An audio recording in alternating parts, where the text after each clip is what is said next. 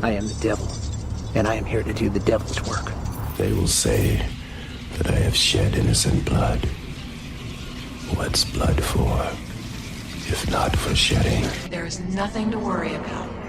You're gonna be just fine. We all go a little mad sometimes. I like to dissect girls. Did you know I'm utterly insane? Have you checked the children? Stay on the road. Keep clear to the moors. Beware the moon, lads.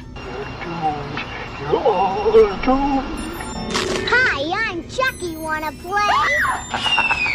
I met this 6-year-old child with this blank, pale, emotionless face and the blackest eyes, the devil's eyes. They're all gonna laugh at you!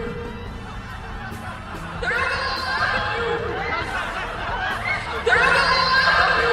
Who's laughing now?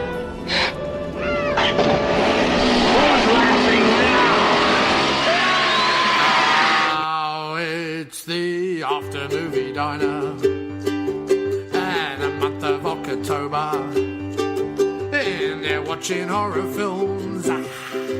That's why they call it Horrotober. Yeah, it's the after movie diner in the month of October. They're watching horror films. That's why they call it Horrotober. Horrotober. Horrotober. Horrotober. Horrotober. Horrotober. Horrotober. Hello. Hello. The food we serve is as good as music of Chopin. I like it. It's one of the worst Polish accents I've ever heard. That's pretty good. Oh, barbecue French toast. That sounds really good. What's over there? Hello, dear listener. Oh, he's going to do his Anthony Hopkins all the way through. I cannot decide if I am German or if I'm Welsh. Should go get some cheese on toast and then kill Dracula. All right. Hello. Hello. Yeah, sounds a bit like a plan to me. Hello, I'm Dracula. Hello.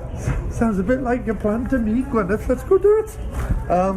Hello and welcome to the After Movie Diner in a less noisy diner. Although, of course, as I say that, it's probably about to burst into mad Polish music or something. Anyway, we are in the Little Poland restaurant across the road from the Village Cinema East, where we sued Francis Ford Coppola for making Dracula. And, or as I like to say, how many times can people pronounce Dracula in different ways? Dracula. There was lots of like Dracula, Dracula, Dracula. Yep. And if you play that backwards, I'm telling you to go fuck yourself. No, not really. Yeah. Like. So anyway, we just saw Francis Ford Coppola's. Okay. How do you pronounce his name, Jim? Coppola. Yeah, and how... Hey, what's Kielbasi? And how wrong are you? I don't know. I've never met him. wrong. So for all I know, I've got Wronger it right. than Wrong Jock McWrong, winner of the wrongest competition in all of Wrongtown. Right at the beginning of his career, right? No. Somebody said, "Oh, you must be Mr. Coppola." He went, No. "Yeah, that's right." Nobody said and any of that. Never corrected them because he was too shy. No. Nobody ever He's said waiting for some little-known podcast to finally set the record straight. No. And call him Coppola. No. Kielbasi, by the way, is sausage. Ooh, is it? So they do, as you can see on the left-hand side, they do a sort of dinery breakfasty thing. I think I'm going to get a sausage On sandwich. the back they do sandwiches, but they do amazing entrees as well. Well, I think I'm just going to get a sausage sandwich. So, this last Horrotober. That's Horrotober, laddie. The last Horrotober episode of the After Movie Diner is a double bill, or double bill, or of Dracula movies. And much like a load of old bollocks, there's two of them. Yeah. Or is a load of old bollocks? I Would think there load be of like old a whole bollocks is sack more. of bollocks? It's more than 2 bollocks. That's more than 2 bollocks. Yeah. So this is just A sack of old bollocks. This is just 2 bollocks of Dracula. In a sack. In a sack. In our sack. In a scrotum. This is a scrotum. Welcome to the of after Dracula. movie scrotum. Welcome to the Welcome to the after Yes. movie. No. Yes. Because that Yes. would Yes. that would mean we were eating in a scrotum. It's more like the after scrotum diner. Yes. Yes. Hello and welcome to the last Horrotober episode of the After Scrotum No, Diner. the after movie diner. And this week it's The after movie, Scrotum diner. the after movie diner, and this week Special we're edition. doing a scrotum It's like of the director's Draculas. cut, only, yeah. A scrotum of Draculas, if you were. A 2 bollocks. A ball bag of the undead. A ball bag of Dracula. Or I bet Dracula's ball bag is particularly shriveled. what percentage of the spinning that Stoker presumably does in his grave on a Every time you nightly watch basis? either of these 2 films? But no, because there's a lot of crap Draculas out there, right? Right. So what percentage of the spinning do you think these 2 take up? Of all the crap Draculas that have ever been made, Of all the crapulas crapulas that have ever been made, that have ever been made. what do you think? Okay, well, first of all, let's reveal the second film. 'Cause we're talking about Dracula 2000. or as it was called in the UK, cumbersomely, Dracula 2001, because it came out a year later. That is, well, over here it's That is bollocks. over here it's called Wes Craven Presents Dracula 2000. Yeah, it was over there as well, but it was okay, called fair 2001, That's pretty low. which somewhat took the edge off it. Yeah.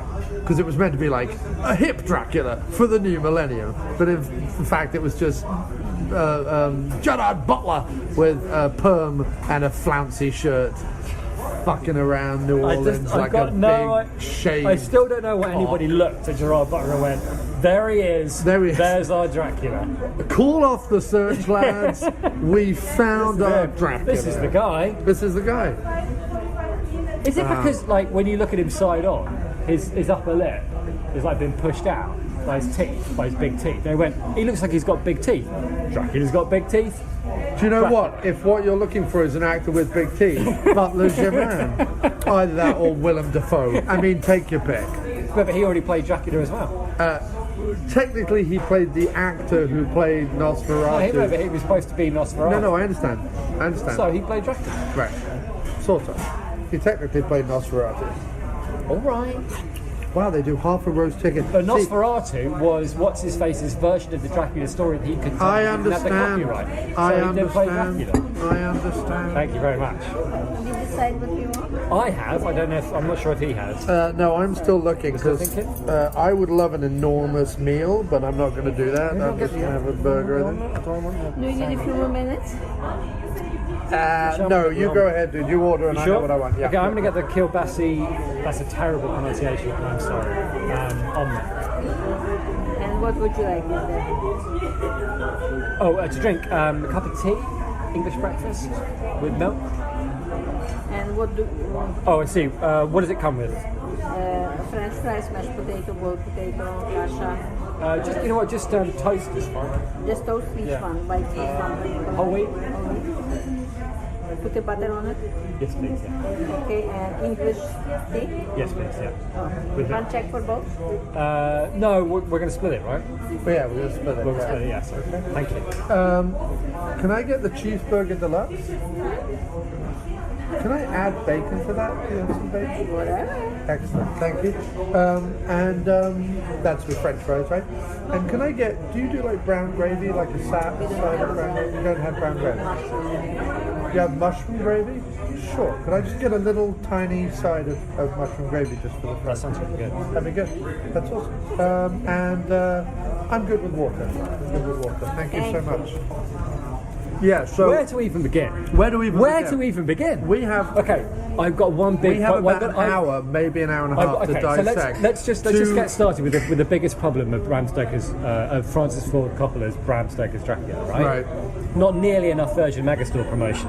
No. Not nearly enough. No. And how in are you fact, supposed to tell the good Dracula story if there wasn't a lot of substantial amount of substantial about the Virgin Megastore? It was initially, right? Well, I thought it was a joke. I was glad that 8 years later, they would remedy that and put all the Virgin Megastore that was in the original novel back into the film direct. Now that would have slowed Dracula. Stoker spinning down a wee bit. It would have. Thank God. Because initially, right, I thought it was a joke because she got up from the, from sleeping or whatever, wearing the Virgin Megastore staff T-shirt. Yeah. Which had like emblazoned on the front like Virgin. Yeah. And I thought, is that a gag? Because like somehow her virginity is going to be like a thing. Yeah. But then she went to work in the Virgin Megastore. No.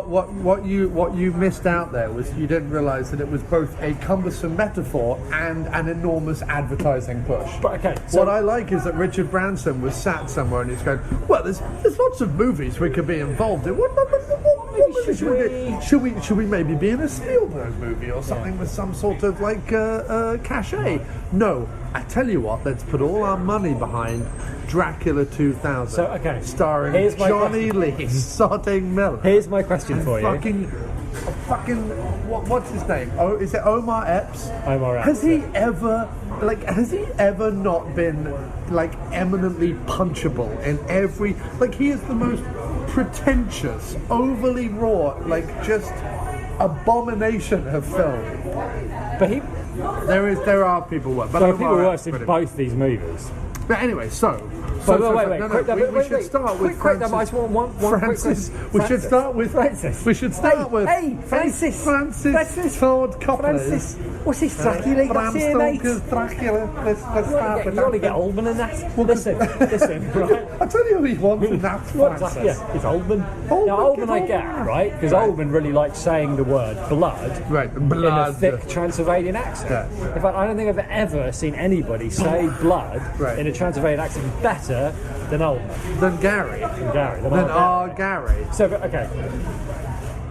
We're all over the shop here. Let's start. All right, okay. Well, where we're going to start with? We'll start with chronologically 1992. Bram Stoker's Dracula. Francis Ford Coppola's Bram Stoker's Dracula. So Francis Ford Coppola. Did you see it in the cinema? Bram Stoker's Dracula. What, when it first came out? Yeah. No, I was 12, mate. Okay, so I was 15, and I snuck in. Because the people I was supposed to... Have I told you this? Did you sneak in under the cover of darkness? So we went to Guildford. Guildford, mate. Again, you're talking about Guildford. Blood of Guildford. It is in your veins, It is in mate. my veins. The poetry of Guildford runs through my veins. The poetry of Guildford. So, I went to Guildford. The Friary Centre. And with the express intention of pretending to be 18, so we could go and see this movie. I don't know why this movie. This movie, right. Whereas my first 18 in the cinema was in 1994 and Pulp Fiction. Yeah, a considerably much better. Cooler film to have gone to see. Anyway, this was the one we went to. Don't ask me. Right. So I went with my friends. Well, there was boobs in it. And the idea was that my friends were going to get the ticket because I was the youngest looking one. Right. And they said, "Oh, we'll go in." I use the word friends loosely here. Who are they? Do I know them? Oh, just gets. 90s gets. Gets that almost certainly work in banks now. Yeah, probably. Because everybody I went to school with works in a bank. Yeah. So the gets went in and they said, we'll come back out with your ticket. We'll buy your ticket, we'll bring it back out. I went, oh yeah, great idea. You look old enough, I don't. So you buy the ticket, bring it back out to me. Brilliant. Was this the old Odeon up the top of the high street? So about one opposite the White Horse. Yeah. So about 50 minutes went by, and I thought, they're not coming back, are they? Reason being, because they get. So... Wait a minute. They bought tickets and just went in? Yep. And left you outside? Yep. I told you gets. They were gets. How many of them were there? I don't know, 4, 5? I mean, I don't like you very much, but even I want to punch them in the face. Well, I told you they were gets, and that's what I don't see like any of them anymore. I don't like feeling sorry for you. I do not like that feeling. It's a creepy, wrong feeling. Kind of anyway, so the point is, I'm only jesting. I kind of walked into the cinema thinking, oh, maybe they're just waiting inside, which of course they were. Right. And I just kept going further and further into the cinema with literally nobody challenging me. Yeah. And then I just walked, because I think these were the days when people used to wait outside the cinema and check your tickets as you went in, rather than like at an entranceway to all the screens, and just wait outside the particular screens. So because the movie had started, there was nobody there, so I just walked in, and I found like a seat. I don't know, it was quite a big, massive cinema, wasn't it? It was a huge screen. I seem to remember. Anyway. Well, it was old. Yeah, it was old. So I did find like a little seat, kind of down the front in the corner kind of thing, and I remember being, quite blown away because it was a huge screen and I was quite close to it, and I was blown away by how it looked, and the drama of it, and I remember being really quite blown away by how cool it was and how memorable so much of it was, and all this imagery and all this stuff, and thinking that Hopkins was funny and it was violent and sexy and cool, and and I remember really liking it. Yeah. It hasn't aged all that well though. No. I mean, I still like the direction. Right. Mostly. I like the way it looks. I like the crazy, the stuff, the kind of overwrought, I don't know. Can it be Grand Guignol almost, like some of the stuff? No, I mean the big bit where it pulls back from the bed and blood flies in from both sides. You would call that Grand Guignol, yeah. But I meant more like the over the top. No. That would that's just theatrical. Okay, so over theatrical then. All right. Grand Guignol specifically denotes a theatre in which vast amounts of gore took place. Oh, okay, fair enough. I thought it was more of a kind of a theatrical horror. No. It was known for its stage bloodletting. All right, cool. Well, there's some of that, but all the stuff of like right at the end, when there's like the nonsensical chase, and the sun's they're chasing going the sun down. You're like, what? So I have one big question about Francis Ford Coppola's Dracula. If you say Coppola again, I will hit you with a glass. Yeah, whatever. Okay, so my big question is, right, why did he add the bit in about, of course, vampires can walk during the day. Right. Why is that there? Because that final chase scene, where the sun's going down and like the clouds are rolling across the front of it and the carriages are... Well, he does say... like a really exciting thing. He does say that his powers are greatly diminished. Right. But the point is, if that bit's not there, and he's just your usual, if the sun's up, he can't come out, and once it's down, he's fucked, right? Right. Then having them chase him down before the sun goes behind it is like a really dramatic thing, right? But that's gone, because it's like, well, he could, all right, maybe, well, not exactly what he can and can't do, other than use kind of... But the point is, like, why? Because there's nothing... There's no plot to it. Other than that bit where, like, he's on the cinematograph thing, he meets Winona Ryder mostly, like, inside in the restaurant. There's that one bit where he sees her outside. He also does meet her in that large black cavernous space that's full of candles. Right. The very popular romantic destination in London. Like, there's one scene... the one that has a lot of fire restrictions, though. So my point is, there's one scene where he bumps into her in the street and is like, hello, I am lost in your beautiful city. Please tell me the way, or whatever. Right. And that's it. So Francis Ford Coppola has gone, I'm going to throw, Also, by the way... Instead of saying he can walk in the daylight, there is a better, more time-appropriate explanation. Why does he want to go to London? Forget her for a minute. Right. Because at that time, Victorian London, full of like smog, we're told in most vampire legends that it's direct sunlight, and therefore if the sky was full of like fog and emissions, smoke and whatever, then he could quite easily walk the streets of London. I'm all down with that. Plus, he's got the old top hat, long hair, and sunglasses. Right. So he's covered up. Like, he's pretty covered up. I mean, unless it's so I'm with you because that's quite cool, right? Sort of like the twist of Dracula 2000. It's quite cool, but to rewrite vampire lore for one scene, right? Where he's going like, oh, could you tell me the way to, whatever. It's like, but that could be done at night. But that screams, right, but there's two things. The whole thing, the thing that you're picking up on. Right. And I don't want to labour the point, but I feel like it screams of studio interference, I think, and I'll tell you why. Okay. Clearly, Coppola has taken the opportunity of going like, well... Can you get more interference than you must cast Keanu Reeves of Winona Ryder? Yes, I feel like that's a torpedo into the middle of your film right there. Before I go into it all... Okay. someone somewhere in a suit Right. went, well, they have to have a meet cute. And then someone else went, yeah, there's not enough of a climax. All this, like, eternal love bollocks is a bit boring. How about a chase as the sun goes down and they're trying to kill him before it's nightfall?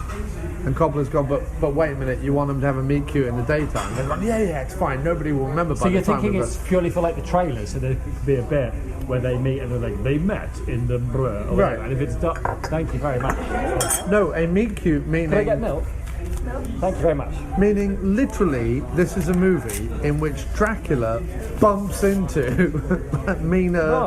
Right. So you're saying, that he had very little control over a lot of the movie. Otherwise, Keanu Reeves. Well, yeah. Otherwise, surely Keanu Reeves buys you some goodwill, right?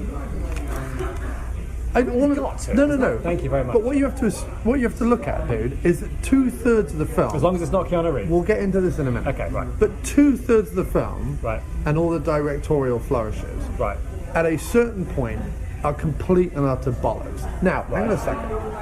I will give you that, like, the first act or first half of the act of the beginning of the movie, right? He's doing a whole bunch of stuff, and you're like, oh, that's kind of cool, that's kind of interesting, that's kind of da-da-da-da-da, right? But as it continues, and as it continues, and as it continues, right, especially into the vast swamp of nothingness that is the second act of this movie, in which stuff is happening, but none of it, like, all of it could be condensed, and it's essentially Coppola, like, masturbating all over the screen like a film student. It's like, oh, I've got a crank for the camera that, like, speeds it up and slows it down and speeds it up and slows it down. How about I do, like, 15 scenes that way? And, oh, wait a minute, how about if we have a scene where they're dancing, like, surrounded by a billion candles, but I film it on a Dutch angle? And how about, like, it goes on and on and on. When you have all that, like, when you've given Coppola the reins, as it were, and gone, you want slowed down footage, you want sped up footage, you want backward footage, you want Dutch angles, you want animation, you want all this stuff, have at it. We're going to ask for two things, apart from Keanu Reeves. We're going to ask for three things: Keanu Reeves and Winona Ryder. Meet cute has to have a meet cute, even though it makes no sense, and chase at the end, because we have to end on some action, even though from the moment in your doctor's bedroom with Mina and Dracula, where, like, she gives herself to him completely, right up to the end, where she is his ultimate destruction and savior. That's the through line that Coppola seems to be actually interested in, is like this wrestle of love, lust, eternity, life, blood, all that stuff. All the good stuff that's sort of in the original novel. But along the way, he also has to make a Hollywood movie, and he also has to make I'm going to throw everything at the wall because I'm going to be a mad film student, because now's my opportunity to do that, while at the same time trying to homage both Universal movies and Hammer horror films. And so it becomes this sort of, like, big, mad, soupy mess. I mean, the only other movie that kind of comes close to having this many mad camera effects is probably something like... Thank you very much. Thank you. Perfect, thank you so much. It's great, and mushroom gravy is coming. Yes, look at that. It's probably the only other film that comes close to something as mad as this is either, like, Evil Dead 2, right, which even that knows when to rein it in, to be honest, and a movie that doesn't quite know when to rein it in is Fear and Loathing in Las Vegas. Right. Like, this plays like Francis Ford Coppola's, Bram Stoker's, Dracula's Fear and Loathing in Las Vegas. So how come it had such a big effect on that? Like, I remember, like, at the time, it had, like, it was a cultural touchstone kind of a thing. Well, because it was a very, very starry cast. Right. It was... Thank you so much. That looks amazing. Wonderful. It was a very, very starry cast. I don't quite know what Coppola had sort of done in the wilderness between his sort of 70s, early 80s stuff and this. Like, I don't know if this was some sort of, like, comeback for him. I don't know. I don't know. Good question. Had he made, like, Jack at this point? Or was Jack after this? Jack's after this. I'm just wondering if like he did penance for, because supposedly a lot of these movies, Dracula and Jack, were so that he could make the film that he was going to make in 2001 before 9/11 happened about New York. I can't remember, but it's like one of those great lost movies. It's like the movie that Coppola did these films to make and they never got a chance to. So it's a story cast. It's before Frankenstein, right? It's before Branagh does his Frankenstein. Yeah. But what's interesting is that, and I feel like even the new Wolfman with Benicio del Toro, and probably even the new Mummy with Tom Cruise, although I haven't seen it, they all kind of suffer from the same sort of thing, and that is that they're all trying to have that like gothic drama and pomp and circumstance and madness, and it's all really about angst and love and blood and life and dun dun dun. They're all trying to have that thing, but they. I guess it fits in the 90s, but they don't. grunge True. But they don't necessarily have the reason why the Hammer films work, and the reason why the original Universal horrors work, and it's not just because they were like the first of their kind. It's because they have the good ones anyway. Have a bit of a like deft hand with it. Like they have a soft touch with it. It's not like it's gothic and it's dramatic, but without a lot of like flim-flammery and bullshit. Like it's just, do you know what I mean? Yeah, like, no, I know what you mean, you don't yeah. have to have the camera whipping all over the place and stuff, and fucking his eyes appearing in the sky and fucking every 5 minutes. But I quite like all that. No, I because know. I'm not sure. Because okay, here's my thing. I quite like it too, but it's a bit like what we had with Suspiria. Like it's a bit Argento influenced in the sense that it's all very pretty and everything, but ultimately amounts to bollocks all. Yeah, well, okay, look, that's fair, but I think that's my point. Is that at the heart of it, if it's a story between a 6-foot satanic bat and Winona Ryder with an English accent, then you throw all the special effects you want at me, because frankly the thing in the middle of it, which is a love triangle between a satanic bat, Winona Ryder and Keanu Reeves, is like the least thought out thing ever. So by all means you stick Albin's face in the sky. I mean, how many nice dissolves were there in this? Fuck, this went on. In this one, so every time it happened, I was like, "Oh, that's it." I did think in my head, "Oh, nice dissolves." But no, it's one of those things where this is so good. I feel like this really did just get. I know, like everything just gets cooked, but sometimes I feel like that came out awful fast. Do you know what I mean? For food. Whereas this is so hot I can barely pick it up. It clearly just got made. And this mushroom soup's amazing if you want to dip your toast in it. No, I might have a fry or whatever. The fucking omelets amazing. But, no, I would say that this and Dracula 2000 kind of suffered from the same problem to some extent. Mm-hmm. In terms of the story, in terms of like the script's intentions, not in terms of execution, right. But in terms of the script's intentions, there are clearly things, right, in Bram Stoker's Dracula, right, that like has really strong, decent, well-written intentions. Yeah. Right? And aside from the casting, the examination and the unfurling of the story, although it certainly fucking drags in places. But what's weird is it drags in some places and then speeds at the... Right. Because there's a whole sway. I mean, Coppola is not interested in that last chase at all. He is not interested in that last chase. Which may be why I like that bit so much. The clouds rolling over the sun he was interested in, because that looked cool, but the chase was, nonsense. I feel like it's a noble but highly flawed effort. Like, I think it was scuppered by the casting. I think, no, but it's also, yes, it is scuppered by the casting. Especially Sadie Frost. But I mean, like, beyond repair. No, especially Sadie Frost. Sadie Frost is nowhere near the worst thing in the movie. No, she is hands down the worst thing in the movie. Yeah. No. Hang on, we're not going down that tangent. All right. I'm sorry though, the other person that scuppers this film is Coppola himself. Because it's a bit like when I watched, what's the one everyone loves that I fucking hate? Eternal Sunshine of the Spotless Mind, right? So, I'm watching that movie, right? Right. And I'm getting it, and I'm like, all right, I understand, yep. I get the, like, message and metaphor of blah, blah, blah, blah, blah. And it kept having all these effects in it. And it kept having all this stuff in it, and I'm like, when's he gonna, like, wake up and the story's gonna continue, right? And then there was more effects and more effects and more effects, and I was like, yeah, no, I get it. I really get it. Like, I understand the whole point of what you're doing, and da-da-da-da-da. When's he gonna wake up and the story's gonna start? And then the end credits roll, and I was like, what? What a load of bollocks! Like, it really frustrates me. No, I'm not. I don't want to debate that film. I'm just saying that my experience with Francis Ford Coppola's Dracula was very much the same. Right. In other words, the opening starts, right, and I'm like, I'm with this. Yeah. I'm actually with this. Yeah. Keanu's not bothering me too much. I mean, he's bothering me, but not too much. No, I agree. It's I'm with you fine, on that one. Yeah. Right.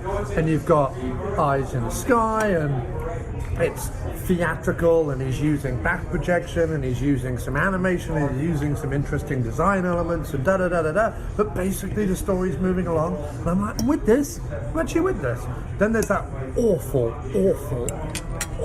scene between Winona Ryder and Sadie Frost when you first meet the two of them at the stately home, and they're like being giggly girls, and I just I just want to burn the film. I just want to burn it. It's the worst.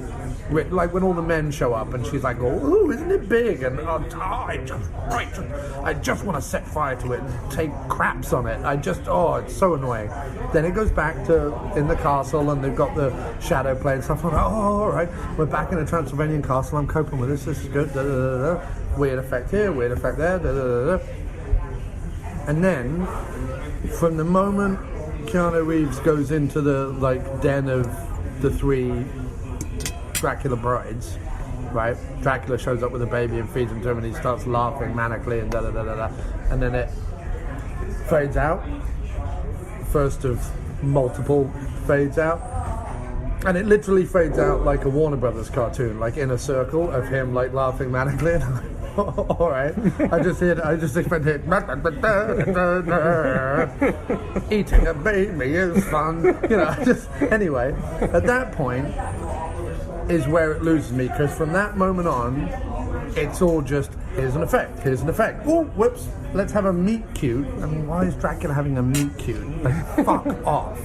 Then it's, more effects. Anthony Hopkins shows up, and like you, I had this sort of fantastic memory that he somehow like waltzes in halfway through and sort of saves the movie. But he doesn't, because while it's quite fun what he's doing, it's also like horribly misjudged, and actually it actually ends up derailing the movie rather than saving it. I thought he swung in with a lot of bravado and like kind of saved it as this sort of scene chomping Van Helsing. But he's awful. No, he's all over the place. He can't decide if he's doing a German accent or a bloody Welsh one. And he keeps saying things like, she's going to be raped by the hounds of hell. And I'm like, who are you, fucking Richard Burton, reading Undermilk Wood? Like, get on with it, Hopkins. And then, from that moment on, I can't help but think that a studio editor came into being, because suddenly from then on, the scenes become like incredibly choppy and edited in a whole fucking slapdash manner. I mean, even at 2 hours 20 or whatever the length of this movie is, it feels like vast chunks or pacing was sort of fucked with and removed. That makes sense. It does get good, and then he comes, he goes, his plans aren't clear. It's actually, if I may neatly transition here into Dracula 2000, that's actually the thing that scuppers Dracula 2000 is that the whole purpose of the central thing at the beginning, in the middle of the movie, which is what's her face, Blandy McHatson. Like, Dracula's trying to get to her, and Lee Miller's trying to save her, and Plummer's trying to like reconnect with her, and she's nothing. She's just like a pile of shoes, She's just a Virgin Megastore t-shirt. Yeah, right. a Virgin Megastore t-shirt left on a pile of old shoes. What I like about it is that the most her IMDb profile can say is that she's often confused with Natasha Gregson. Oh yeah, because she does a bit like Wagner, is it? Yeah. Natasha Gregson Wagner. Warner, Natasha Gregson Warner. No, because she's Robert Wagner's daughter. Oh, okay. I don't know why I thought Gregson Warner. So I'm like, this is an actress in Dracula 2000 who we couldn't afford Natasha Gregson Wagner. She was, anyway, but the point about that one is that, okay, if I may make a small confession here, I quite enjoyed Dracula 2000. I did. I wasn't expecting to, for obvious reasons, but it was quite fun. I didn't mind Lee Miller. I didn't mind Plummer. Until he started talking, I didn't mind Butler. I sort of got it. I even like Fillion turning up, being like, even then I'm going, this guy's woefully miscast. You're going for kind of like moody priest, and you've gotten like tall space cowboy, but wearing a priest. He looks like he's undercover, an undercover space cowboy. Even anyway. But hang on. Let us finish up. Oh, I'm sorry. I'm just saying that the same things happen in Dracula 2000, where everything that the movie is about is like not interesting ultimately, and everything else is happening, even if it's quite well done in a kind of a fun, breezy way, which I think is what's going on in Dracula 2000. Ultimately, it's all circling around this black hole in the middle of the film, and the black hole in the middle of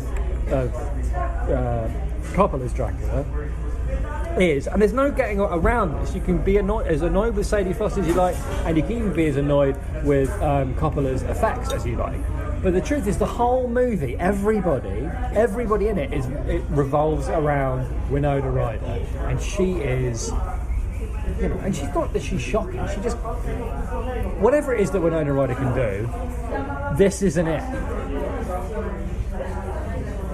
That's my problem. I also think this. Okay. Can I have a check? That gravy. I'm sorry. I'll turn it this way. I think this.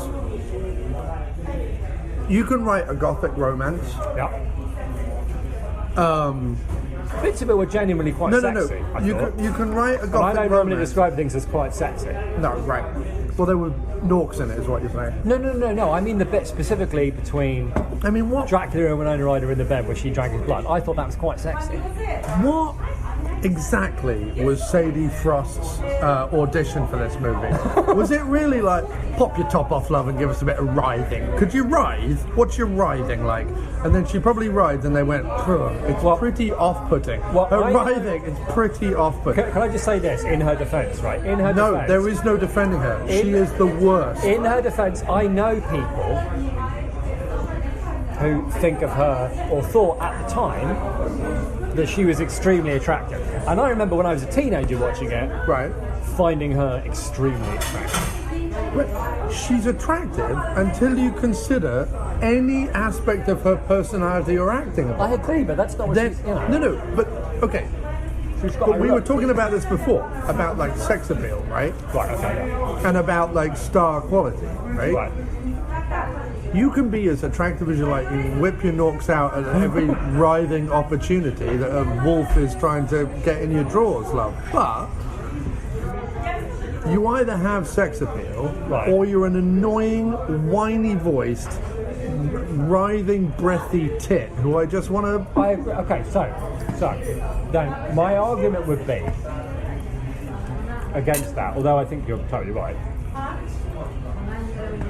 The argument would be that the reason I enjoy watching Dracula, Coppola's Dracula, is that it looks interesting. Yeah. There's always something going on, and I enjoy watching it. That's it. I'll give you that. So, the bits with Sadie Frost in them, oh god, right? She's awful. If you just, she looks right, and the things that are happening, she fits in them. in that place. At least and I'm not in this viewing, granted. I wasn't particularly attracted to her and she wasn't very sexy. But my memory, like her like red hair and her running through the maze in that red thing. I get it. Like I remember that from being 15 and thinking it was really sexy.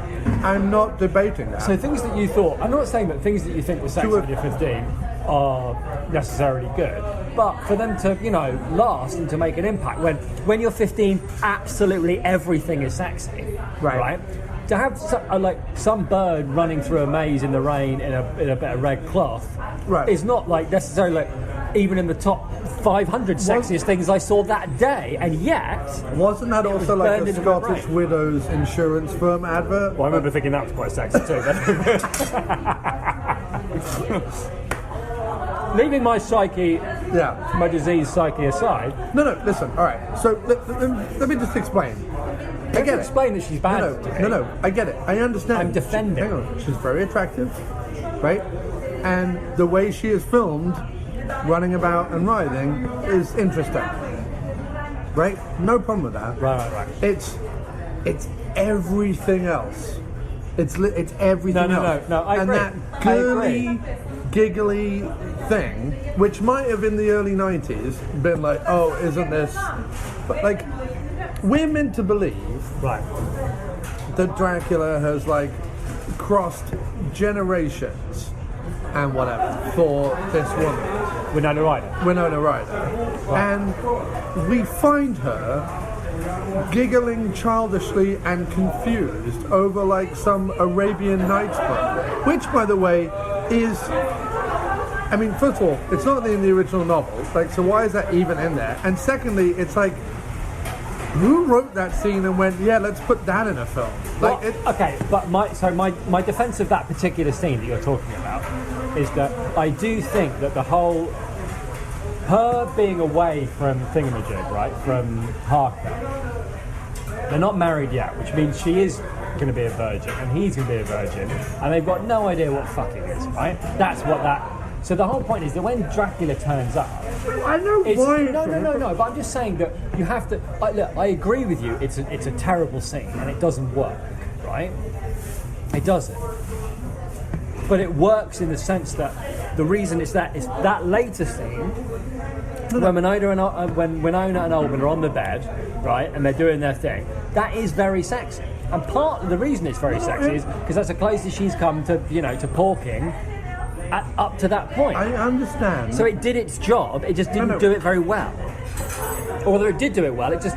Part of it... Okay, look. I understand why it's in the film. No, I know, but listen. What I'm saying is... I'm saying that it's poorly written, and there are other ways to do it, and the fact that she was like a virginal novice was already implicit, and didn't need to be rammed home by a scene of her and fucking Sadie fucking Frost giggling like children over a picture of a knob. I agree it could have been done better, right? But any scene in a movie has to do two things. One, it has to like fit into like the wider whatever, right? So that later things make sense, and preferably it has to work on its own as well. Right. So, for example, like the meet cute. I get it. All right. That's what I'm saying. It's just badly done. I get it. I agree. It's a terrible scene. I'm just saying there's a reason why it's there. It's just. Now, there's too much. The other thing that surprised me about when I was watching it again is just, exactly like you're saying. How good Tom Waits is in it. Like, he is the best thing in it. He is the best thing in it. But, a couple of things surprised me. One, I remember not being that impressed with Oldman when I first saw it. I remember thinking, yeah, whatever. But actually, he's really good. He's maybe the only thing in it that's really interesting and like stuff's going on, and he's having fun while at the same time being kind of soulful, and he's carrying off like a bunch of different characters, and he's acting, but he's loads of prosthetic makeup and still making it work. So he's great, whereas Hopkins was not. But mostly, I remember there being a story. Like I remember, there is. Yeah. I remember there being some like gothic touches to it or whatever. But there was a story that I was invested in and I cared about. And eventually they like confronted him, and there was, but it was there. But this, watching it again, I was so overwhelmed by all of the bollocks that the story was. It doesn't really make a whole lot of sense. Like most of the things Well, that this the is people what- do in the okay. movie don't make sense. This is what I was going to say earlier. And it's been a long time since I read the novel, but my recollection is you can describe in passages of a book Right. inexperience, lust, longing, wanton desire, violence, death. You can describe people's inner monologues, right? You know, in this one, they try and fill it in with all the. In this one, they try and fill it in with all the like diary writing and all that Which kind is of back and forth. which is so clumsy. Completely. But I think that, as I say, my recollection of the book is that a lot of that monologuing is written in sort of gothically romantic prose about the three main protagonists and all their feelings, longings, things being awoken in them, da-da-da-da-da. And you can pull that off more successfully in sort of long, sweeping, poetic prose than you can on screen with the actors that he has. I think better actors could sell it without needing all the crap. Right. And I also think if Coppola like stepped back a bit and went, all right, I won't have 15 things going on in this scene, I'll just tell the story. It's a bit like another thing that was sort of glaringly obvious to me, I think, watching this one, is that because this comes 40 years into, or even 50 years into the cinematic telling of this story, certain people, like especially the Van Helsing background, like at one point he's introduced as like, oh, he was my mentor and he was a physician and he was like also... Yeah, that was weird, He's also right? into all this stuff. And then next thing we know, he's got a book on vampires and he's saying, I've been hunting him my whole life. And I'm like, how can you have been hunting him his whole life? He's been in the castle. Like, I don't... Yeah. So, like, a lot of that was just kind of like, well, we don't need to explain this because everyone knows about vampires and Van Helsing, so off we go. Just have him show up in a tweed jacket and ballyhoo about a bunch of crap and let's go on with it. Like, it was just, like, there was no... No, you're right. It was very strange. And the conscious decision Anthony Hopkins is like, how big of an asshole can I make Van Helsing? Like, he was just a sort of sociopathic arsehole. He didn't care about people's feelings. No, he didn't care about what was going on. He didn't care about the romance or anything like that. He was just on some wild high adventure where maybe he was going to bag himself Dracula, if he was lucky. But it didn't even seem to be... I mean, like, you're right. That was at least a part of it. But a lot of it was also... that he...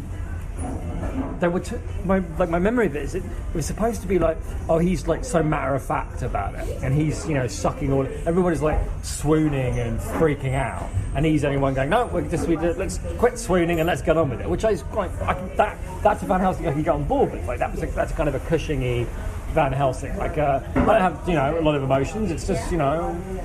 Come on, let's get on with it. Cushing was never rude about it. No, but that's what I'm saying. But he never went, oh, well, I chopped her head off. Like, he was that's never my point. But Van Helsing was never flippant. But right. It was matter of fact about it. You know, that kind of like scientific. You know, this is all about let's defeat ghost stories with science. Let's defeat, you know, the past with the future, kind of a thing. It was neat and it worked thematically, and it was a great character because there's nothing better than you know, a bunch of, you know, two-dimensional pretty people, you know, fainting about the love and pain and the agony, and someone coming and going, right, come on, pull yourselves together, we've got a vampire to kill. You know, that's a good character. And my memory of that of Hopkins was that guy. But he, like you say, he pushes it into like he's like autistic. He's like House. You know, he's like House MD.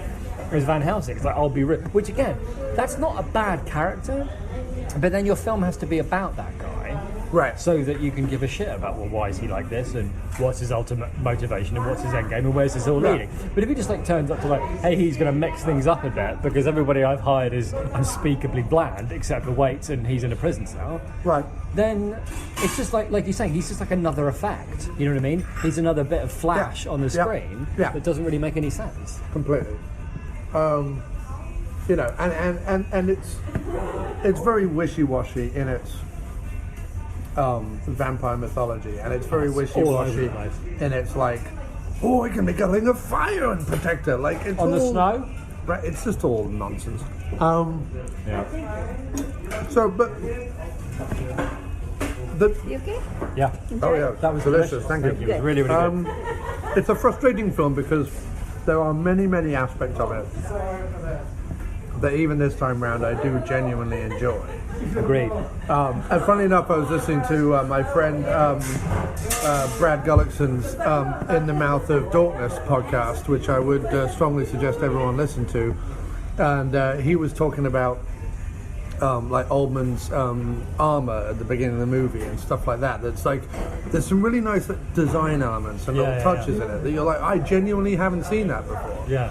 All the people being impaled in silhouette and seeing like there was some really like nice stuff being done, and then like Coppola just can't help himself. He just can't fucking rein himself in. Like, you can start a movie that way and even maybe end a movie that way, and maybe have a couple of set pieces in the middle where there's some flim-flammery, but the whole film can't be constant bang, crash, wallop, flim-flammery. Like, you have to have a moment where like you're telling the story. But I feel like so much of it is to make up. You've got a film, right? You've got a script, and you've got, you know, your locations. You've got some idea of what it is that you want to do, right? And no, wait. So this is what you've got, right? You're Coppola, and this is what you've got. And then you go, okay, well, this is the film I want to make. These are the locations. This is how much it's going to cost. It's going to cost X amount. And the studio go, all right, we'll give you that, but you have to cast Winona Ryder and Keanu Reeves. And he goes, are you fucking kidding?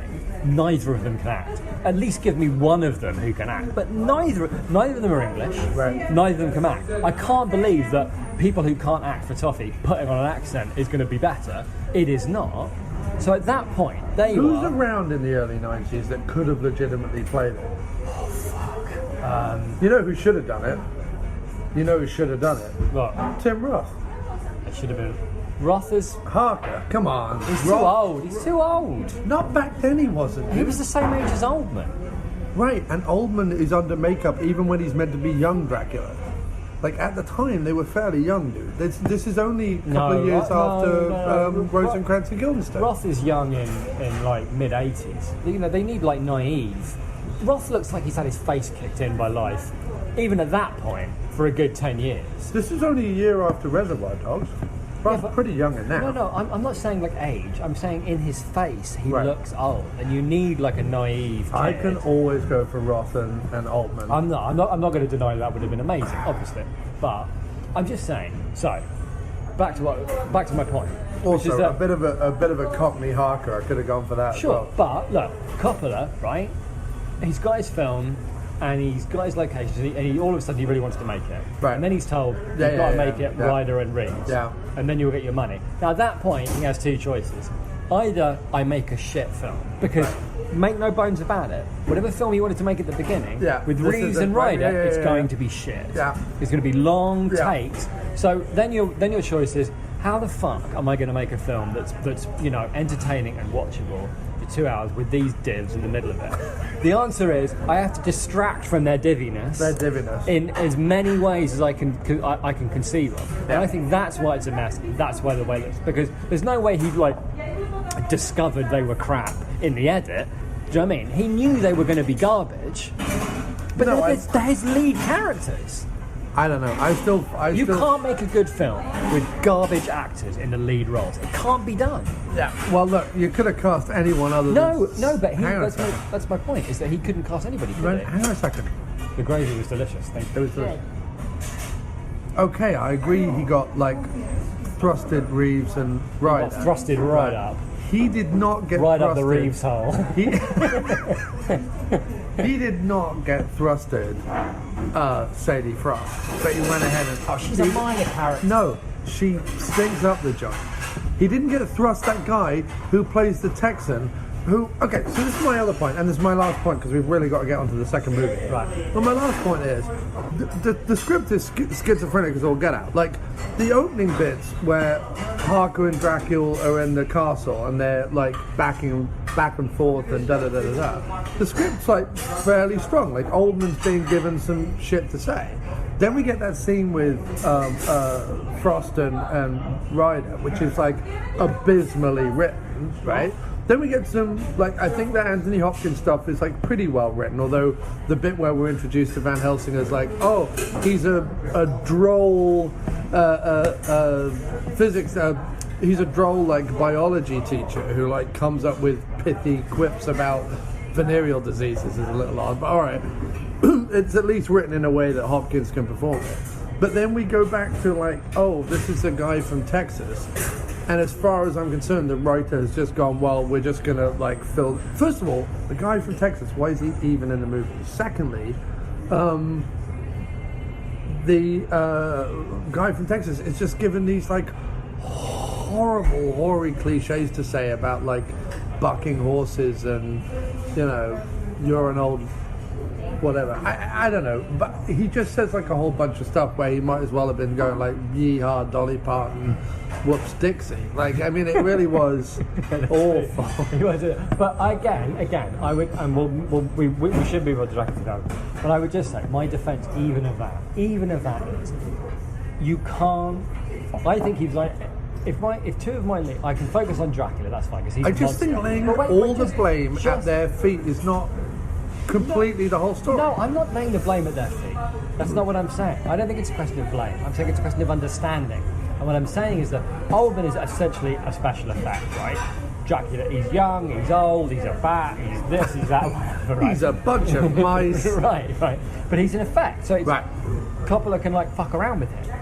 But if your two main characters, the woman that Dracula's, the whole movie's being fought over, and the guy who's supposed to be like Dracula's nemesis, are two of possibly the worst actors ever to have come out of Hollywood.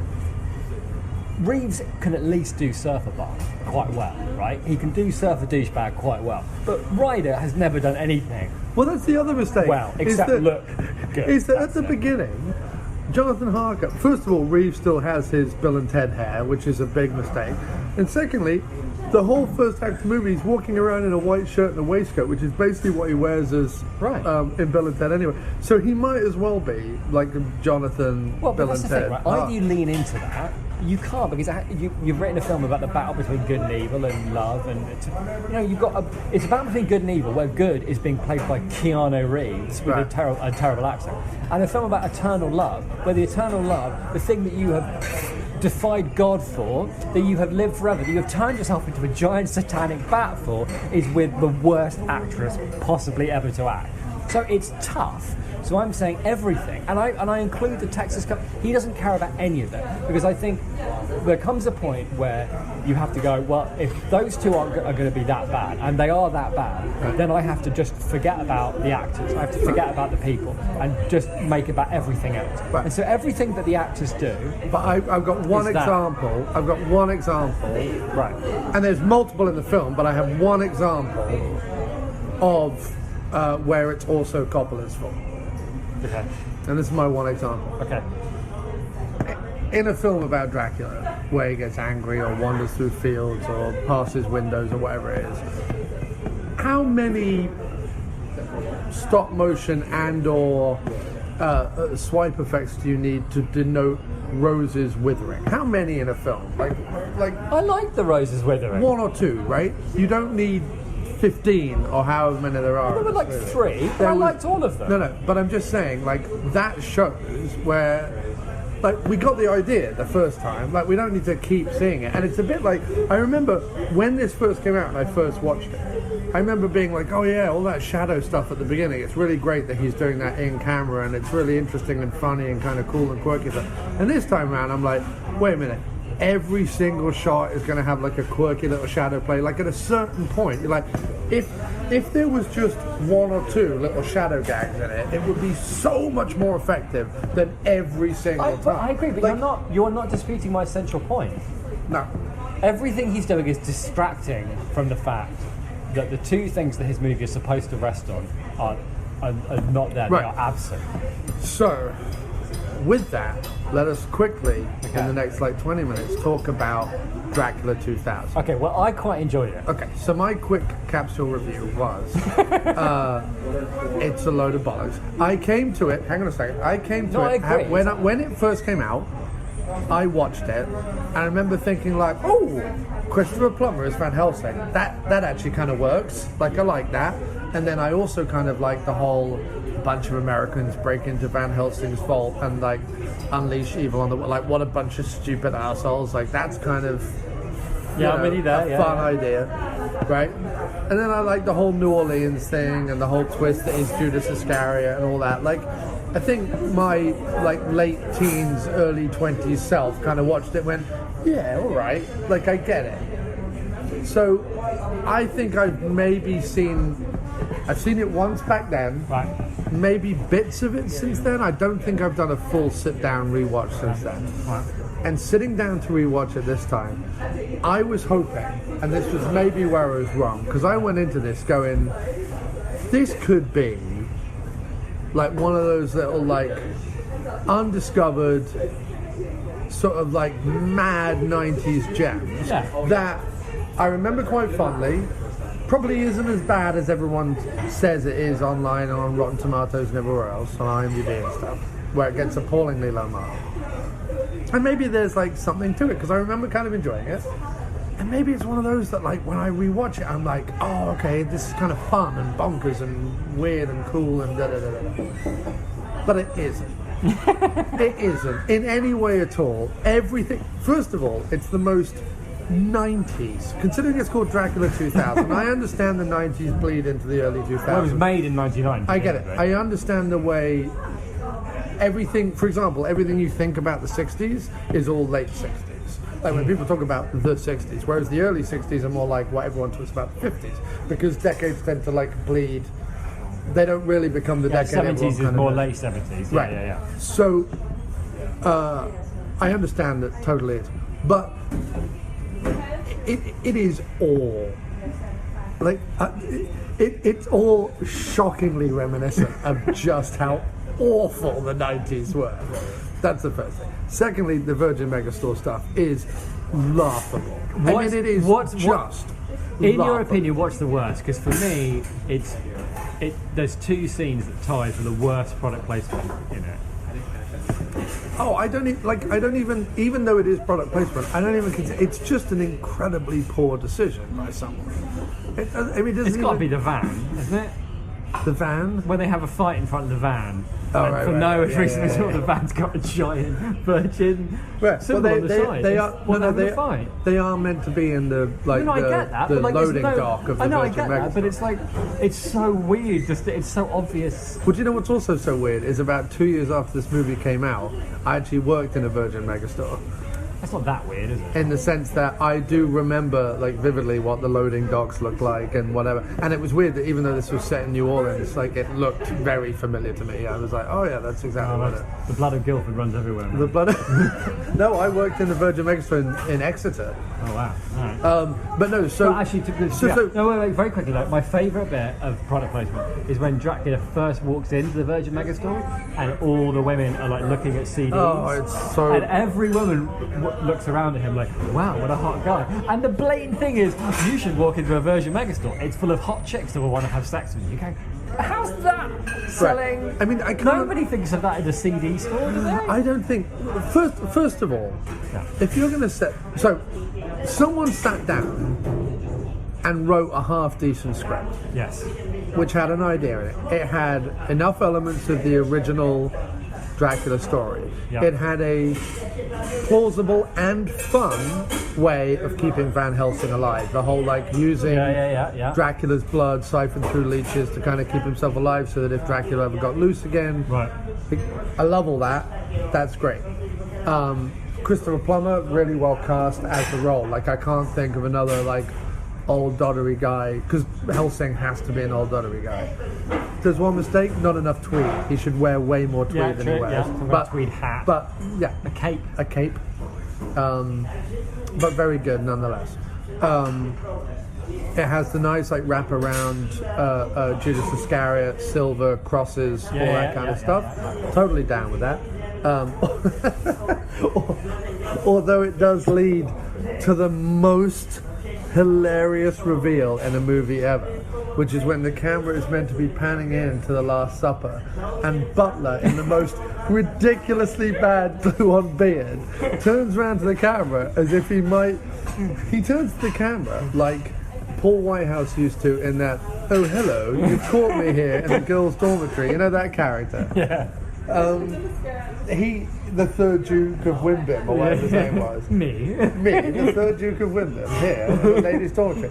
Like, Butler literally turns around and goes, "Huh?" Like, me, Judas Iscariot. In a glue-on beard. Me, Dracula, the Last Supper. It looked like out of a Far Show sketch. That's what it looked like. Yeah. And it was...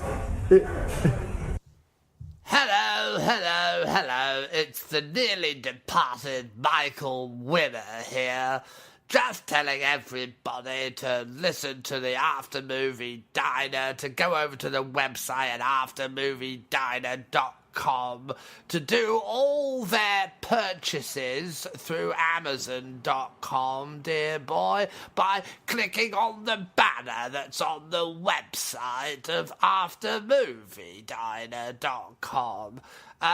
Please do that. That would be absolutely marvellous.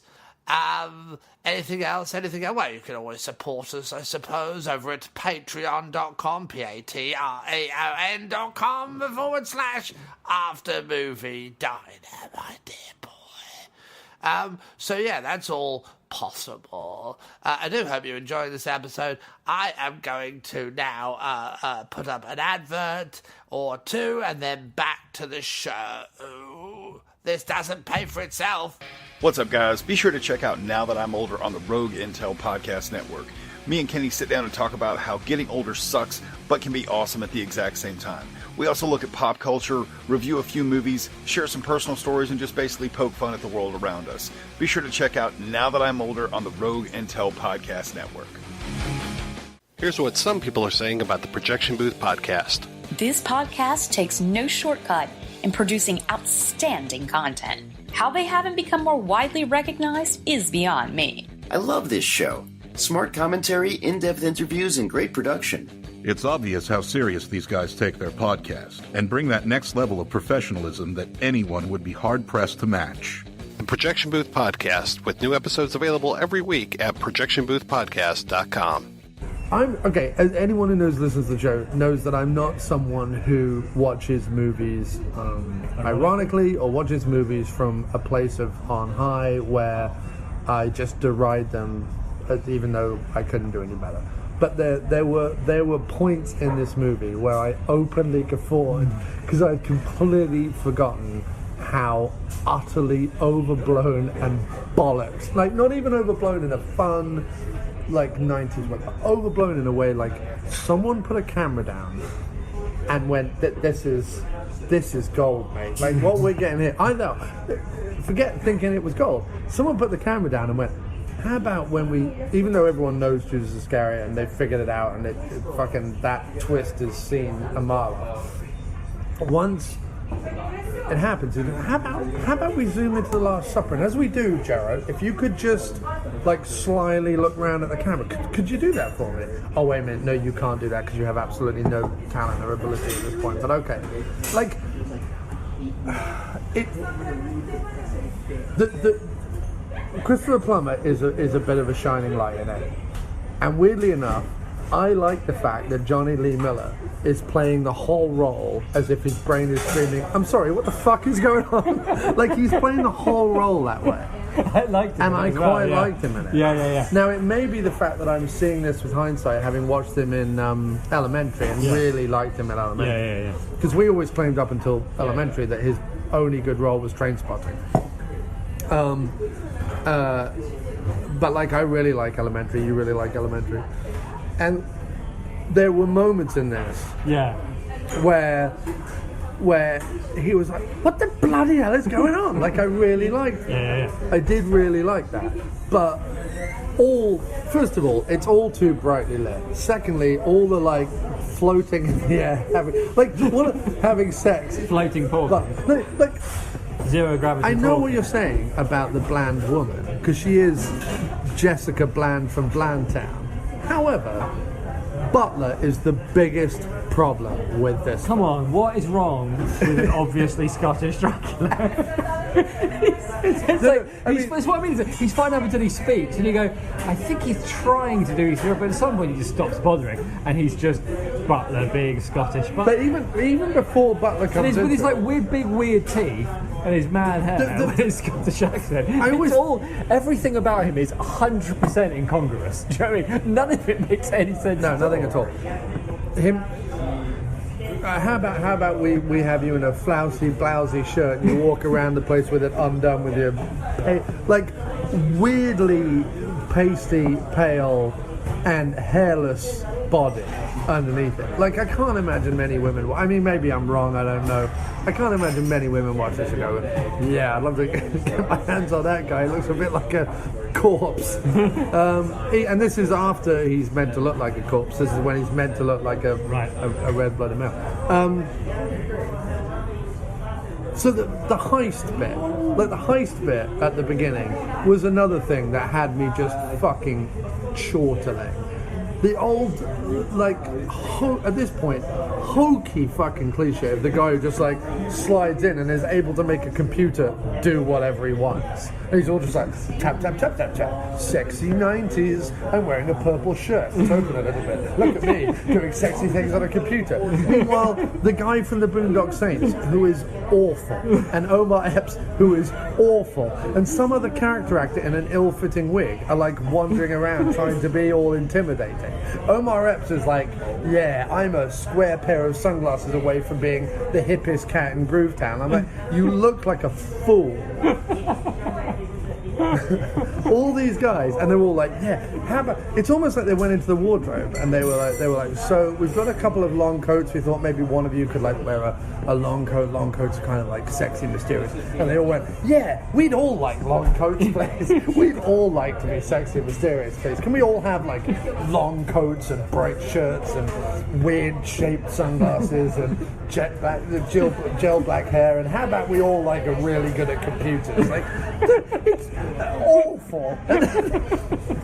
And then what gets utterly stupid, right, is that it's all driven by what's her name, the bird who might as well be a fucking like Esposito, whatever her name was. She was another one who died in the 90s. Like, what has happened to her? Thankfully, nothing of any interest.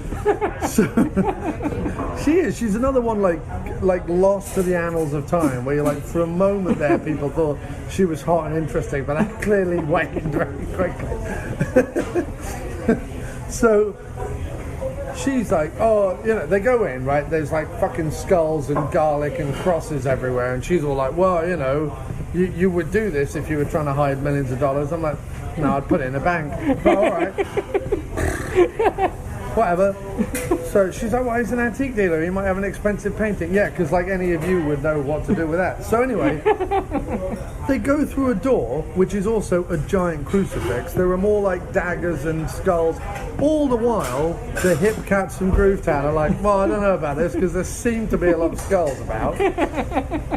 And she's like, and even Omar Epps turns around and Omar Epps goes, it's a big ruse, yeah? Like, this is all like a groovy plan, man. Like, you have to understand that whatever in this massive coffin we've just found, another coffin that's covered in crucifixes and made out of silver, whatever's in this, man, this is like valuable. And all this other stuff, this is just like a haunted house, spooky. I'm like, oh, can someone kill Omar Epps for me very quickly, please? So they abscond with a coffin. I mean, I understand, but like there's writing flights of fancy, and then there's just bollocks. See, okay, can I just jump in very quickly? Sure. And look, I don't relish having to say this, but I thought that was quite neat at the time. I remember thinking, oh no, when I first watched this, I remember going, oh, that's kind of funny and cool. Right. Now with some kind of hindsight, I'm like, okay, look, I agree. Here's the thing, right? Clearly, watching Dracula 2000 with like rock bottom expectations, because you know, okay, Here's the thing about Dracula 2000, right? You know, sometimes you can watch films and you go, I don't mind like cheap films and that are a bit silly and they don't really make much sense. As long as I've got someone in it that I like and there's a plot going on, I can pretty much sit through anything. And then you get like half an hour into a film and you think, oh no, it turns out I can't sit through just anything. Some films are so bad, I can't sit through them. Yeah. And you realise how difficult sometimes it is just to make a film that will hold somebody's attention from the beginning through to the end. I think it's even harder than that. It's not necessarily about holding my attention. There are films that are, I don't like using the word bad, but there are films that are flawed, that are for budgetary reasons or for casting reasons or for re-editing reasons or whatever it is, that despite their flaws are entertaining. It's not just about holding my attention, are entertaining, right? There are B movies with a bunch of cliches in it and a bunch of madness. Sure, but I think... that are like generally entertaining and have something about them that kind of rollicks along and you're like, all right, I know that's a honky effect and I know that that's like a badly edited sequence, but you know, they had no money, give them a break, here we go, enjoy the movie. And you kind of like relish the cliches. And then there are movies that, and I'm sorry Dracula 2000 falls into this, that clearly have a budget, has a budget, enough to kind of do all the stuff that they do in the movie, and have an intention and a script and all the rest of it. And it's not that it doesn't hold my attention, because it held my attention throughout the whole thing. Like I was watching the whole thing. At no point was I like, all right, I'm going to turn this off, it's that bad. But at no point does it have that indefinable quality of, even though this isn't very good and there's lots of stuff in it that's sort of actually a bit laughable, it's actually enjoying its cliches, it's actually relishing in its cliches, and it's actually elevating itself I agree with you. above its... I'm not arguing with you that I was hoping for the film that you're talking about, which is that lost little gem, the thing that actually has got a good heart and a good spirit, and actually there's some, genuinely talented people involved, and you can't hide charisma, and sometimes you just need charisma, a bit of charisma and a good script, and that'll take you, quite a long way. And I won't deny that Dracula 2000 doesn't have a whole lot of charisma, at least outside of Plummer and Miller, who were in it far too little for my liking. Right. Far too much Butler and Epps and Esposito. Bland Shoesbird, Virgin Megastore. And Nathan Fillion in like 2 extended scenes that was just weird. There was literally no... Of all the things that could have been happening in the film, I don't understand why those scenes were even in there. It was a bit of like mother background, I guess. It was to add mystery to the whole like mother thing, so that when it's revealed that somehow Van Helsing is her father, which was sort of a bit mad, because it's like, well, how old was he when... She's only like 20 something. Was he like 80 when they knobbed? Like, how long's he been around? He's been around generations. So like, what, him like crusty old Plumber found some bird, and like, at what age? Like, what age was the mother? Like, was the mother like? Well, I feel like they given that he's supposed to be, living forever through the blood of Dracula. Right. I think probably he's still an old dude, but probably in the script he was probably only like, because he presumably the idea is he would be the same age now as he was back then. Right, in his late 60s, by the way.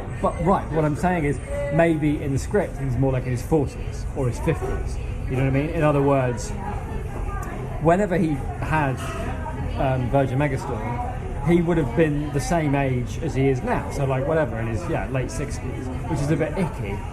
But because his mum, even if we give her the benefit of that and say that she had her at 40 years old, that was like irrelevant. It's like, right, because the whole like, Butler's got to get with this bird, he's got to cross the oceans to get to her. It's like, but why? Oh, because she's got his blood and she wasn't supposed to be born, or some bollocks they couldn't even be bothered to go into, because they probably had one meeting about it and realised it was total shash and abandoned it. So I don't really know why she has to be anybody's daughter, or why, but I could just get like lost in New Orleans, and I don't know. it doesn't need to have that thing to it because also it's just confusing. it's the only. Also, it commits. But like, no. Connor dies off screen. It commits. Yeah, no, right. It commits so many cardinal sins. I don't even know where to begin. But one of the main ones is you have a vampire, even if it has to be Butler. You have a vampire in New Orleans, and you make New Orleans look awful. Like, there are so many ways, and you don't even need a budget, because clearly they were in New Orleans. No, but they make it like a 90s music video, don't they? There's a bit where Butler stops, looks up at a Virgin Megastore screen, where there's some bloody awful, like, grunge band playing, and like Butler's Marilyn Manson style intriguing. thing. Or what the fuck does he say? No, it's like a Marilyn Manson thing, and they're doing like lots of imagery of like. Right, but he looks at it, he says like, oh, intriguing or wonderful or I don't know something, but he's like super impressed by this garbage band, right? You know, and not in a 90s, you know, garbage the band. No, but this is my point. Is like when you go to New Orleans, but I even felt this from having seen movies set in New Orleans before. The whole like Bourbon Street experience, where everyone's like wearing beads and flashing their tits and dancing all night and da da da da da. Like, it's not that it's like, yeah, it's a 24-hour party. It's like there's something like seedy and grimy about it. And yes, there are people enjoying themselves, and yes, people are happy, but like at the same time, they're doing it amongst a sort of like crumbly buildings that are kind of running with... But I blame the producers for that, because, like, again, all the things you're saying, which are, you know, sending it to New Orleans makes sense, and, like, going from, like, swampy London to New Orleans is, like, that's a cool move. But, ultimately, if whoever made it was like, no, we need to make, this needs to appeal to kids, so it needs to look like a fucking music video. So everything that happens in one just looks like a music video. It all looks like those like Bacardi adverts from the 90s. Right. I mean, like that's what it looks like, and that's all they're going for. So look, I don't disagree that it's balls, right?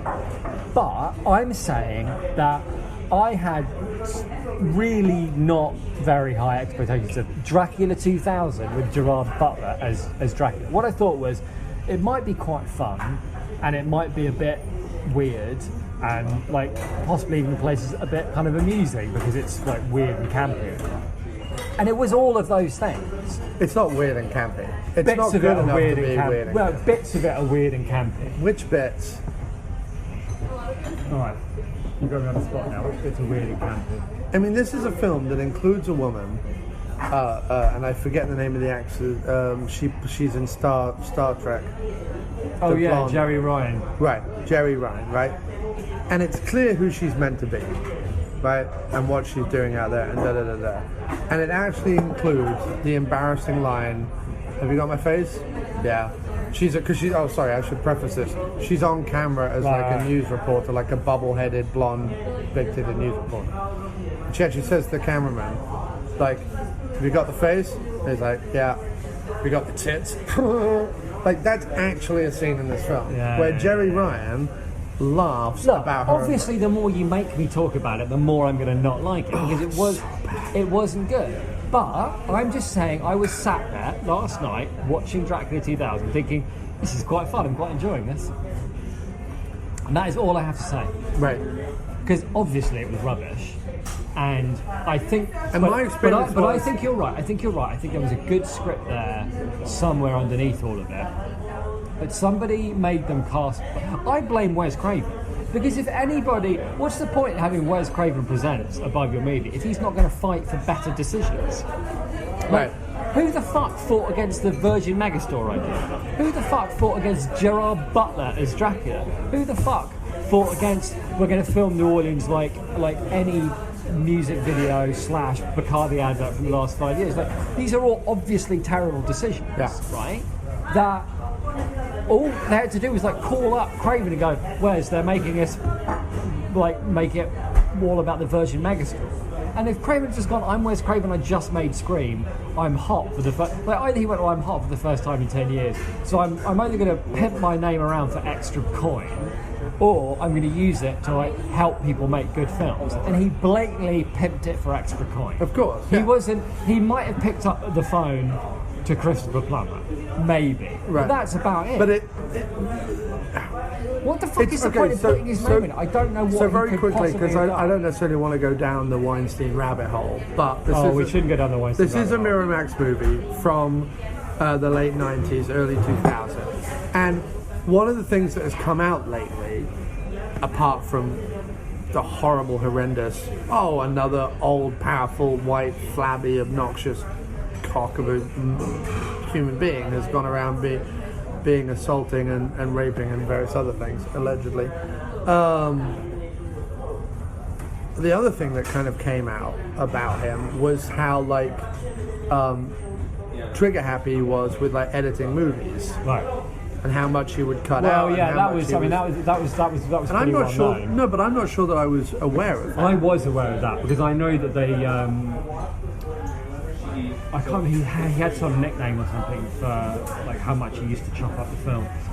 Well, yeah, they used to call him like Harvey Scissorhands. Yeah, that's it. Right, But like, I've only heard that recently, and it might just be because people are digging up stories about him from the past, and maybe it was the fact that I just didn't read a lot into it. I agree. That I always knew he was like an obnoxious bulldog. I always got that, but I didn't understand. I also didn't realize like how much he re-edited shit to put it out there. I always thought that he kind of like a lot of. I always thought he was like the bulldog behind the creative person. So like he kind of gave people the creative freedom to kind of make the films they wanted to make while he went around being an arsehole making the deals. Like that's how I always thought of him. I didn't realize that some of the movies that came out of Miramax, you know, he grubbily put his mitts all over. Well, I mean, the thing he did was with... and I'm just saying, I wonder if a lot of those decisions... The classic example is Scream 4. Scream 4 was supposed to be the start of a new trilogy.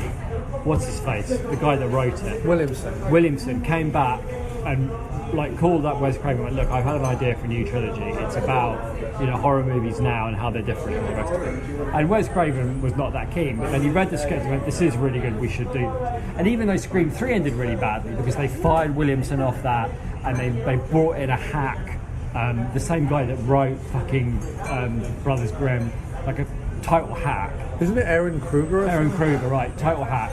And like rewrote the script to make it, you know, more commercial and less brainy, because that's what made Scream popular, right? Anyway, so Scream 4, they all got together, they all were all in, and then Weinstein did it again. He fired Williamson halfway through the picture, brought in the other guy to rewrite the film the way that he thought it should be done, got rid of all the brainy stuff I didn't know any of that made Wes Craven want to, so it just like sucked all the life out of it for everybody involved, because they're like, oh, so the film that we all signed on for that wasn't just going to be like a cash grab empty sequel, was actually going to have something interesting to say, has been completely gutted and turned into a cash grab sequel with nothing to say. Right.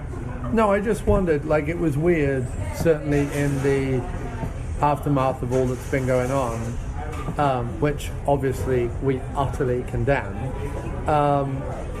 to watch this film and it be a Miramax movie and look at it and go, just with some hindsight, and go, I wonder if some of these like outrageously bad decisions weren't his. Because they're like, well, if we're going to pump out a straight-to-video, and this was pretty much straight-to-video thing, let's make a shitty Dracula with Gerard, sexy shitty Dracula. But no, I disagree. And slap Wes Craven. The idea behind it, especially that ending, is presumably they thought they were going to launch a new franchise. Like that was the idea behind it. That's well, they did. There's 2 more movies. Yeah, but not with Butler as Dracula and. No, but. And not her in it either. No, but one of the characters does come back. I'm sure, you know. I did look into it. One of the characters does come back. Because they made a trilogy, essentially. But clearly that was the idea to begin with. Well, the idea was to set up with Van Helsing, the Vampire Slayer. The Buffy the Vampire Slayer, but Van Helsing the Vampire Slayer. So, that's all fine. Which is also another thing, right? So, Johnny Lee Miller goes throughout the entire movie wearing a leather jacket because he's like. The other thing that I realised is Johnny Lee Miller is essentially Lovejoy. Like that's essentially what he is. Yeah, that's Johnny Lee Miller is essentially Lovejoy. He even has the horrible quip halfway through the movie. It's like, "Don't fuck with an antiques dealer. See, again, which is like, I quite like that. It was awful. Like, you could see the pain on Lee Miller's face having to say that line. Yeah. Like, you could see it coming out of his mouth going, help me! Like, you could see it. Yeah. But he's essentially Lovejoy. He's like the roguish antique dealer with the leather jacket and blah, blah, blah, blah, blah. And what made me, again, howl with derisive laughter, which is not my usual state while watching a movie, is the fact that at the end of the movie, when she's decided to like take up her father's mantle, even though she never met him and knows nothing about him, she just makes this decision. The way it's denoted is, well, of course, now she's in leather pants. She's going to walk along the streets of London wearing leather pants with Johnny Leatherly Miller next to her. And I'm like, really? Really? Yeah. Really? It wasn't good. It wasn't good, but old balls. It wasn't good, but it was awful. I enjoyed watching No, it. I get it. I do get it. And there was enough in there that I didn't consider the time wasted. Even though obviously it could have been better, but there were you know, right, but I wouldn't suggest anybody revisit either of these two movies. Like, let your memories be your memories. If you have fond memories of either of these movies, do not rewatch them. That would be my suggestion. Yeah. Okay. Yeah. Yeah. Because I had like schlocky B-movie happy memories of these two movies, and I feel like revisiting them has completely sullied both films for me. Well, I'm glad I got to visit the schlocky one once, so I could just enjoy it being schlocky. Right. And but it's not even. I wasn't super. Here's the thing. It's not even enjoyable enough to call it schlock. But the like, last schlock time, is enjoyable. But it's the not last. even, No, I agree. I'm just saying that was my experience. No, I I can't go back to it. That was entirely the point that I was making. I understand. If I go back to it, it won't be schlock anymore. I understand. But right now, in my memory, it is schlock. Yeah. What was weird about Coppola's Dracula, to finish on that, maybe, what was weird about that was, while I was watching, I was thinking, oh yeah, Hopkins is an awful ham that outside of Silence of the Lambs, like at a certain point in his career, he just like stopped. Even in Silence of the Lambs, he's a horrible ham. Yeah, but it's a good movie though. Anyway. That's another movie that gets way too much. No, I have to disagree with you, Vaughn. I mean, actually, I disagree with you on Eternal Sunshine too, but Silence of the Lambs is just a great movie. Silence of the Lambs is a schlocky B movie that was elevated by it doesn't matter if it's done. As a schlocky B movie, it's a ton of fun, but it's not like the classic of cinema that everyone. I have to say, I think that sometimes things that are essentially schlocky B movies can become classic in cinema if they come along at the right time and they hit the right note and they like it sure, I get it. resonates with people in a way that can't immediately put your finger on. It's like, you know, there's a reason why even now it's like, you know, serial killers being consulted by police officers and you know, weird serial killer movies and weird consultants and all that. It all came from that movie. Right. Like, launched this like a fucking industry of cinema on the basis when you watch it again, it's actually a very simple film that is, if anything, concerned more than anything. We watch it again, which is kind of cool and interesting, with faces. There's so many like close-ups. But not in a like a moody way, but like straight on, like they're talking to the camera, like it's a video diary. Anyway, forgetting all that. The point is, when I was watching it, the last time I saw Coppola's Dracula, I remember thinking, it's a great film. It's really cool. It's a big melodramatic statement. It's romantic. It's sexy. It's bloody. It's cool. It's got everything. I really like it. And watching it again this time, I had the same reaction as you, which is this is a mess. And all the way through, I knew, even before sitting down, why it was a mess. I knew that Reeves and Ryder were unwatchable. I knew that Hopkins was a terrible ham. I knew that it was a bit of a mess and all over the place. But I didn't really. The last time I watched it, those things seemed to add up to being a good movie. And this time, instead, they added up to like what I feel is a truthful experience of it, which is that it's a bit of a mess. And I understand why it was a mess. And I even like the way that he tried to fix his movie. Right. He didn't just give up. He went the other way. You know, he gave it everything he had, which results in it being a mess. But I have to admire. He gave into his film student leanings, and Coppola does have a lot of that. Like the trouble with Coppola is, at his best, he is a very, very interesting visionary director with a shit ton of ideas, right? And knows where to put the camera and knows how to get great performances. And at his worst, he's like Anthony Hopkins. He's a hammy director. He's a film student. Outside of this, what else has he done that's like this hammy? Almost everything he's made since this. Like I'm not going to like necessarily. No, but I can't think of any. I generally can't think of Most people would say Godfather 3 is. Okay, but I haven't. Sure. Okay. I'm trying to think of some others, but because I mean, like he hasn't made that many. Like Rainmaker, that was quite good, but that's just a pretty straight-ahead John Grisham film. He made that one with Val Kilmer, which I quite liked. Actually, do you know his idea for that? What? They were again talking about this on the In the Mouth of Darkness podcast. They were saying that the idea originally was that he was going to go from cinema to cinema and live editing. Oh yeah, I remember that. So that each time you saw it would be a different movie. Now, to say that out loud, you're like, oh, that's kind of like a crazy, wacky idea, and modern technology might actually make that possible, and da-da-da-da-da. But, like, movies aren't meant to be, like, make-your-own adventure books, Coppola. Like, they're meant to be contained storytelling units. Yeah, but I quite like that. I understand what you're saying. I don't. I'm saying on one hand, it sounds like a clever idea, and on the other hand, it's wanky schoolboy nonsense. No, but it's not, is it?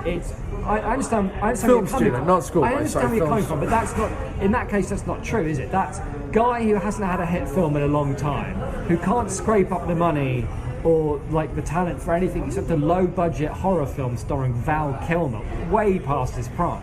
That's the best that he can do. You better believe he's going to have to come up with some fucking shitty marketing gimmick to make anybody give a crap. Right.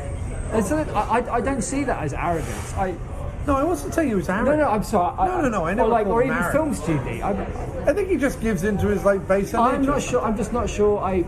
Spielberg and Scorsese do it as well. It's not just him. No, I'm not saying that like you have it into Coppola. I'm just saying I think in the my favourite film example of all time is Apocalypse Now. In the example of this movie, I don't think he's giving into anything. I think he's throwing everything he's got so that it'll be an interesting movie for people to watch. Right. Because damn sight won't be a good movie with those two in it. I accept that, but I also reject it. Meaning, I understand why you say it, and I could certainly get on board with some of that being the case. But there are way too many mistakes and indulgences to forgive it that because of that reason, if that makes any sense. No, it does. It does. I disagree. But anyway, so I hope you've enjoyed our Horrotober series. Our Dracula bollocks. I hope you've enjoyed our Scrotum of Draculas. I hope you've enjoyed us talking in general. Instead of a fistful of dollars, it's a Scrotum of Draculas.